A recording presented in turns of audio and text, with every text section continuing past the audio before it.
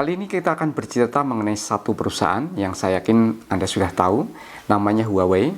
Kita tidak bercerita mengenai produk Huawei karena saya yakin Anda juga sudah hafal, tetapi kita akan melihat bagaimana perusahaan ini bisa berkembang menjadi perusahaan teknologi tinggi yang bertumpu pada research and development.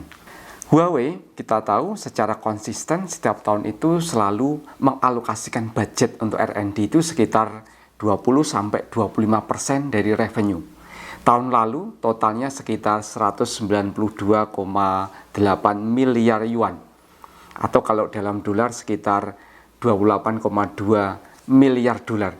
Kalau dalam rupiah kira-kira 400-500 triliun setiap tahun untuk R&D.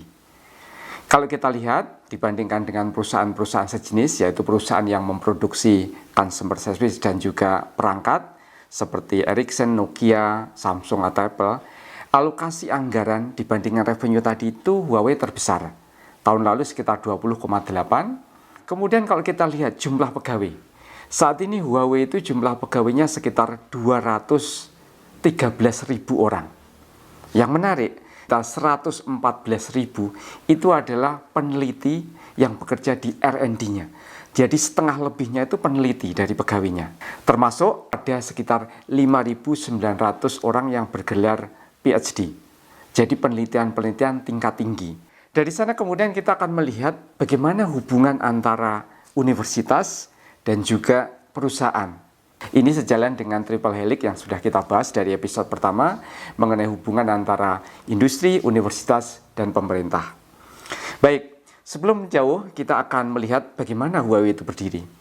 Ini ceritanya diawali pada tahun 1987 di kota Shenzhen, China bagian selatan. Pendirinya namanya Ren Zhengfei.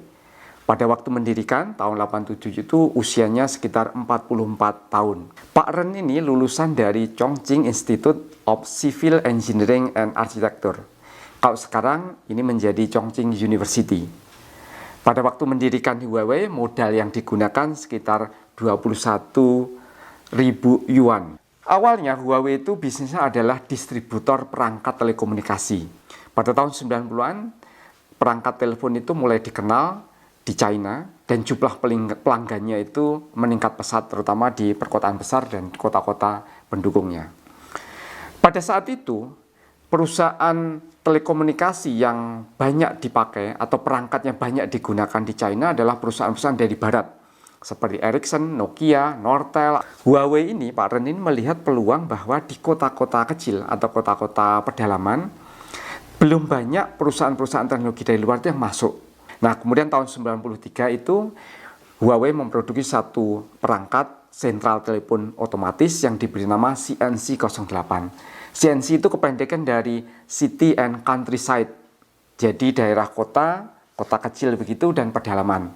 Sementara 08 adalah angka keberuntungan menurut masyarakat China. Jadi orang menyebutnya CNC08. Produk ini ternyata sangat populer, terutama di kota-kota kecil di mana persaingan dari perusahaan barat tidak ada, dan juga dukungan pemerintah pada waktu itu secara tidak langsung. Kalau proyek-proyek telekomunikasi di daerah, produk yang dipilih adalah Huawei. Karena kesuksesannya tadi, maka Huawei pada tahun 95 itu jumlah revenue-nya sekitar 1,5 miliar yuan. Jadi cukup banyak. Yang menarik, dari jumlah sekian banyak tadi itu, Pak Ren kemudian mengatakan ke perusahaannya bahwa sebagian besar dari revenue tadi tidak akan diwujudkan dalam bentuk keuntungan yang dibagi, tetapi akan diinvestasikan dalam bentuk penelitian atau R&D. Karena dia meyakini bahwa satu-satunya cara agar Huawei bertahan dan menjadi besar adalah memperbanyak penelitian dan juga pengembangan produk-produk baru. Satu kalimat yang terkenal dan banyak dikutip adalah pada waktu itu Pak Ren mengatakan, R&D ini harus sukses. Kalau misalkan R&D ini tidak sukses, maka kalian, para pegawainya, bisa keluar dari Huawei, sementara saya akan cari gedung tertinggi, kemudian lompat ke bawah. Sekarang kita balik ke fokus kita. Huawei dengan jumlah periset atau peneliti yang sedemikian banyak tadi itu mendapatkan supply dari mana? Tentu saja, Anda sudah tahu jawabannya dari universitas. Huawei dari awal menjalin banyak kerjasama dengan universitas seperti Shenzhen University, Chongqing University, Tsinghua University, Peking, dan seterusnya. Tetapi ada satu universitas yang sangat istimewa dalam kaitannya dengan Huawei itu. Hubungannya begitu mendalam dari awal Huawei sampai sekarang. Universitas itu adalah Huazhong University of Science and Technology atau bisa disebut HUST. Universitas ini berada di Wuhan, sekitar 1000 km dari Shenzhen, sama seperti jarak antara Jakarta dan Surabaya kira-kira. HUST ini sekarang dikenal sebagai top 10 university teknik di China. Banyak juga orang menyebut bahwa HUST itu sebagai MIT-nya China. Nah, yang menarik, bagaimana kok HUST itu bisa sedemikian dekat? Kita kembali pada awal pendirian Huawei. Pada saat Huawei memulai, tentu perusahaan kecil ini sulit bersaing dengan perusahaan besar untuk mendapatkan lulusan teknik dari universitas terbaik. Sehingga yang melamar itu dari universitas menengah. Salah satunya HUST. Hubungan antara HUST dan Huawei sedemikian erat, bahkan banyak orang menjuluki bahwa HUST itu sebagai cradle of Huawei talent. Jadi tempat tumbuhnya talent-talent berbakat di Huawei. Dari awal banyak pekerja-pekerja pegawai dari Huawei itu lulusan dari HUST. Bahkan ada satu masa hampir 50% dari petinggi Huawei itu adalah alumni dari HUST. Mengingat dari awalnya Huawei itu sudah banyak alumni dari HUST, maka sejak tahun 99 itu Huawei sudah meresmikan hubungan formal antara perusahaannya dengan HUST. Jadi pada saat awal jauh sebelum perusahaan ini berkembang menjadi besar. Mula-mula hubungannya berupa hubungan formal rekrutmen tenaga kerja. Tetapi lama-kelamaan berkembang pesat, semakin mendalam sampai pada pengembangan teknologi atau riset bersama. Berikut adalah beberapa program kerjasama, penelitian, dan juga riset antara Huawei dan HUST. Yang pertama adalah Joint Innovation. Jadi HUST dan Huawei kemudian mendirikan program untuk melakukan penelitian bersama, seperti di bidang 5G, 6G, kemudian AI, dan juga semiconductor. Kemudian yang terpenting juga, Huawei memberikan dukungan infrastruktur, di mana peneliti dari Universitas HUST tadi bisa menggunakan perangkat kelas canggih Huawei seperti chip Asen 910B, kemudian platform Mindspore untuk menembus hambatan teknologi pada model-model AI yang sedang diteliti. Kemudian satu program lain yang penting yang dilakukan Huawei di HUST adalah program yang disebut dengan Genius Youth. Jadi ini adalah program di mana Huawei akan merekrut PhD terbaik yang ada di HUST dan universitas yang lain. Gaji dari peneliti PhD tadi itu ratusan juta, hampir setengah miliar per bulan. Jadi gaji ini setara dengan gaji peneliti di perusahaan-perusahaan IT di Amerika. Dengan demikian, maka sangat kompetitif. Berikutnya kita akan lihat bagaimana Huawei bisa sedemikian dekat dengan HUST, sementara jaraknya antara Wuhan dan Shenzhen itu 1000 km. Kira-kira 10-15 jam menggunakan bis pada waktu itu.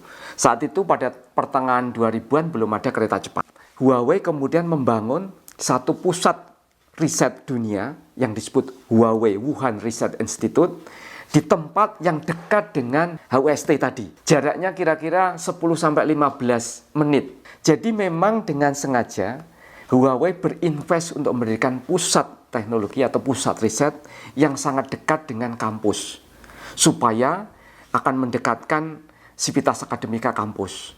Dengan demikian maka dosen atau mahasiswa itu bisa mengadakan kerjasama mulai dari seminar bersama, magang, diskusi, kemudian bahkan dalam tanda kutip makan bersama. Jadi dosen bisa mampir ke Huawei Research Center untuk melakukan testing, pun juga Huawei bisa datang ke lab untuk mendiskusikan beberapa hal. Jadi proximity yang dekat tadi itu menjadi sangat penting. Ini didirikan sejak tahun 2006. Spesialisasi yang khusus di pusat riset tadi itu pada bidang optik, kemudian perangkat terminal seperti tablet dan PC, kemudian smart home. Juga sejalan dengan bidang-bidang teknik di mana HUST tadi memang unggul. Jadi kalau kita lihat handphone tercanggih, layar tercanggih yang bisa ditekuk itu dihasilkan dari pusat riset tadi. Selain membangun pusat riset di dekat HUST tadi, Huawei juga membangun Supercomputing Center dan Wuhan AI Computing Center. Jadi dua pusat riset yang bisa digunakan oleh sivitas akademika peneliti di HUST tadi untuk melakukan penelitian. Jadi komitmen Huawei untuk menjalin kerjasama dengan universitas itu tidak main-main. Dan memang hasilnya seperti kita ketahui, setiap tahun itu alumni dari AWST itu seperti bedol desa bekerja di Huawei. Sebetulnya prakteknya kan hanya pindah 10 menit dari kampus ke pusat riset Huawei di Wuhan tadi. Jadi ibaratnya boleh dikata antara HUST tadi atau Hwangsong University of Science Technology dengan Huawei itu seperti tinggal satu rumah penelitinya. Jadi karena tinggal satu rumah, mereka bisa berdiskusi setiap hari, bisa hangout bersama-sama, bisa makan bareng tiap hari, bisa berdiskusi setiap saat. Ini sangat memudahkan dan tidak ada jarak antar keduanya. Perkembangan-perkembangan teknologi di industri bisa dengan mudah diakomodasi dalam update kurikulum di universitas. Kita tahu di industri itu biasanya setiap tahun atau 12 bulan sampai 18 bulan itu terjadi perubahan teknologi.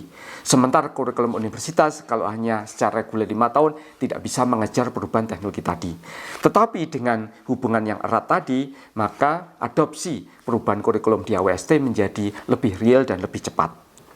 Di China, hubungan antara universitas dan industri tadi juga ada banyak kisahnya, tetapi memang sangat erat. Contohnya seperti Tsinghua University dengan China Mobile, kemudian Peking University dengan Alibaba Group atau Baidu, kemudian juga Shanghai Jiao Tong University dengan SAIC Motor, yang produknya kita banyak lihat di jalan-jalan. Sayangnya kisah hubungan erat dan produktif antara universitas dan industri tadi itu tidak banyak terjadi di negara berkembang. Di mana di negara berkembang, peneliti di universitas dan industri seperti tinggal di rumah yang berbeda. Bahkan beda RT atau beda desa. Jadi mereka tidak saling mengenal. Masing-masing punya urusan, mereka hanya ketemu sesekali pada saat kondangan dan tukar kartu nama. Itu dulu cerita kita mengenai hubungan industri dan universitas di China. Kita ketemu lagi di episode minggu depan. Terima kasih.